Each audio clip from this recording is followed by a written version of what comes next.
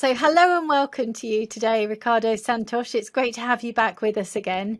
We're here today to talk about a day in the life of a change management practitioner. I know that that's not your primary role, but you've been studying change management practitioner. Could you tell us a little bit about yourself and what you do? Certainly. Thank you, Estelle, for the invite, for having me here. I've been on project, program, and portfolio management for probably over 25 years now. I'm currently employed by the Irish Rail on a transformation project of the Dublin suburban area. But I've worked on a number of industries before, namely energy, more precisely renewable energy with the tidal turbines. I've been on telecoms, on water treatment plants, a bit of incursion on IT projects, software development. I've been around, but mostly on the capacity of project and program manager. And what led you to study change management? The fact that projects focus mostly on delivering outputs, and that is not good enough cause to ensure success of programs and portfolios. So change is much more than delivery of outputs. It's ensuring outcomes, it's ensuring benefits realization, and for that we need people to be on board. It's not delivering a work package, it's ensuring that everybody has the right mindset, the right attitude, and the right collaboration to embrace change. So I always knew that project management was deeply intertwined with people management, but I felt I needed a bit more, and I think I got what I was looking for with this certification in change management. I think a lot of people wonder what the difference between project and change management is, and I think that's really, really helpful to go through that. Thank you very much, Ricardo. So what made you decide to take change management practitioner after you'd taken change management foundation level? I actually did the two-in-one in the same week. The objective was obviously always the practitioner, and I thought that being deeply immersed in change management training for a full week would be easier and faster. It was obviously faster than going through two separate training sessions and exams. So yeah, I think the two-in-one worked really well because the practitioner is going deeper on everything you've learned during the foundation. So there's not really nothing new, just going deeper and refining concepts and understanding. So I think I took the right decision. What do you think is in change management practitioner that is not in change management foundation? It's like foundation is someone will share with you a toolbox with all the pliers and hammers and wrenches and all that, and on practitioner you actually think back how you have been performing in your professional life. You have better visibility of what happened, and you actually learn how to use those tools from there onwards. So it's putting in practice everything that you've learned during the foundation course. What was the experience like of taking both foundation and practitioner in one go? Stella, I'm not going to lie to you, it was intense, real intense, real intense. I was lucky enough to have Liam Sherlock as my trainer, so I did a training with Liam Sherlock and Explio here in Dublin. And it was intense is the best word. So there was a moment where I was kind of overwhelmed. Liam was is experienced enough and smart enough to guide us through the training, adjust the pace to our needs, and stop and rewind where needed.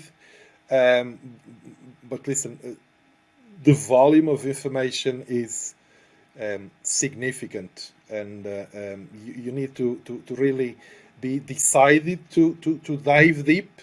Otherwise, you will not take the benefit you would expect in the training.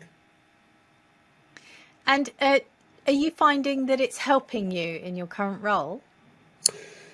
Absolutely. As I said, the project and the program I'm working on right now will completely change the public transport or the suburban transport map in Dublin in the coming years. The objective is to take people out of their cars and to bring people into public transport, namely trains.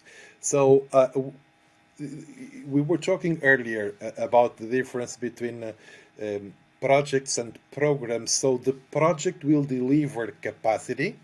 I will deliver a section of the line that is able to transport more passengers per hour per direction, but the program aims to change the way public transport is used in Ireland or in Dublin more precisely.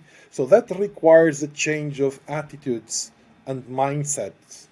Um, Trains need to be perceived differently from the public. People need to trust more on Irish Rail, although, and by the way, Irish Rail was considered the third best company to work at in Ireland, so the third best employer. So it's a fantastic organization. There's always room to improve. So people need to see trains differently. They need to embrace the journey and moving from there, the comfort of their cars to public transport. And for that, project needs to be managed differently. The way people perceive that Irish Radio Leaves project needs to change. So our way of managing and delivering projects and programs also needs to change. And that needs to start from the early, I mean, the different attitude towards managing the projects and the programs needs to start from the early stages of the program or project life cycle and needs to continue beyond delivery of the output. So my main objective was to be able to manage the project, contribute to the program in a novel way, in a more efficient way to better help achieving the program's overall objectives. And so how did the change training contribute towards that? Liam Sherlock again, communication, communication, communication. So you cannot change, you will not change anything by decree. Things don't change by instruction. You need to bring people on board with you. People make the change. So you need to share a vision. You need to make their hearts beat faster. You need to make them emotional about the project. They need to see what you're describing when they close their eyes. Otherwise, they will continue working the very same way they've been working for 20 or 30 years. And if the company wants different outcomes, the approaches also need to change. So I felt that all my training and competencies in project and program management were not enough. I needed something else, and that something else I found it in the Change Management Practitioner training and certification. That's superb to hear. You speak very fondly of your employer. Clearly, they support your learning, Ricardo. They do, very specifically my program director, who encouraged me to take the training and immediately said yes as soon as he saw the program of the syllabus of the training. and the objectives. So yeah, it's a collective objective and let's say will and mindset to improve the way we work. Yeah. Superb. Can you share a day in the life of a person implementing change using change management practitioner, particularly in your role? I'm glad you said a day in the life of someone implementing change management practitioner and not a day in the life of a change management practitioner. Um, so I'm a program manager, kind of obsessed about implementing change and knowing that for that something has to be done with people and for people. So um, I do my best to communicate. I do my best to put myself always in every single situation on the other person's shoes. It's not about what is the message I'm passing. It's how do I think the message is being perceived. Um, does the person value the same things I do? Do they share the vision? When I describe an objective and an output, are they as emotional and as excited with it as I am?